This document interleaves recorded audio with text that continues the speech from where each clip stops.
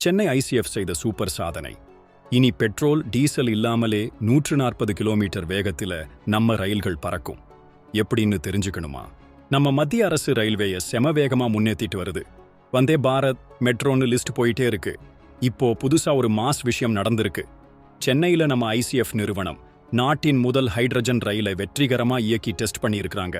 இது இந்திய ரயில்வே துறைக்கே ஒரு பெரிய ஜாக்பாட். இப்போ உலகத்துல ஜெர்மனி, சீனா, ஸ்வீடன், பிரான்ஸ்னாலே 4 நாடுகள் தான் ஹைட்ரஜன் ரயிலை இயக்குது. ஆனா நாம 1200 குதிரை திறனோட ஒரு பவர்ஃபுல் ஹைட்ரஜன் ரயிலை உருவாக்கி 5வது நாடா வரலாறே படைக்க போறோம். நம்ம ரயில்வே அமைச்சர் அஸ்வினி வைஷ்ணவ் கூட இந்த சாதனையை எக்ஸல பாராட்டியிருக்காரு. ஒரு ரயிலுக்கு 80 கோடி செலவானாலும் 35 ரயில்களுக்கு 2800 கோடி ஒதுக்கி இந்திய ரயில்வே எங்கேயோ போகுது பாஸ். முதல் ரயில் புதுடெல்லிக்கு போகுது. இந்த ஹைட்ரஜன் ரயில் வந்ததுன்னா சுற்றுச்சூழல் பாதுகாப்பா இருக்கும், செலவும் குறையும். இது நம்ம நாட்டுக்கு ஒரு பெரிய மைல்கல். உலகமே நம்மளை திரும்பி பார்க்க போகுது. இந்த சாதனை குறித்து உங்க கருத்து என்ன? கமெண்ட்ல சொல்லுங்க.